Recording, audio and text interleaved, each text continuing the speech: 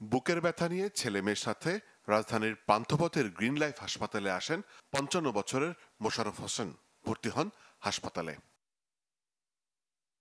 Open heart surgery শেষে চিকিৎসক সফল বললেও কিছুক্ষণ পর স্বজনদের কাছে বলা হয় মারা গেছেন মোশাররফ। স্বজনদের দাবি অবহেলা ও ভুল চিকিৎসায় মৃত্যু হয়েছে তার। ঘটনার ধামাচাপা দিতে চলে নানা নাটকীয়তা। দেয়া হয় হাতে লেখা বিল। ওই ডাক্তার আসে না প্রায় ১.৫ ঘন্টা থেকে ২ ঘন্টা পর আসে। তখন আমার বাপের হার্ট অলরেডি খোলা, হার্ট ফাড়া। আমার ছোট বোনকে নিয়ে গেছিল, আমার ছোট বোনকে দেখাইছে এই কাজ করতেছে। তো আমার ছোট বোন বলতে ডাক্তার কোথায়, তাই বলতে ডাক্তার আসতেছে। মঞ্জুরুল আলম স্যার আমাকে আর কি আমার পড়ালেখার খরচ প্লাস বলছে পড়ালেখা শেষে গ্রিন লাইফ উনি আমার জব দিয়ে দিবে, এটা স্যার আমার অফার করছেন। এবং স্যার যখন বেরোলো দ্বিতীয়বার ওনার যে অ্যাসিস্ট্যান্ট জুয়েল, ওই জুয়েলের কাছে নাকি অন্য একটা স্যার আবার ৫,০০০ টাকা দিচ্ছে, যেটা পেশেন্টদের দিয়েও গাড়ি অ্যাম্বুলেন্স ভাড়াটা রেগুলার দিতে।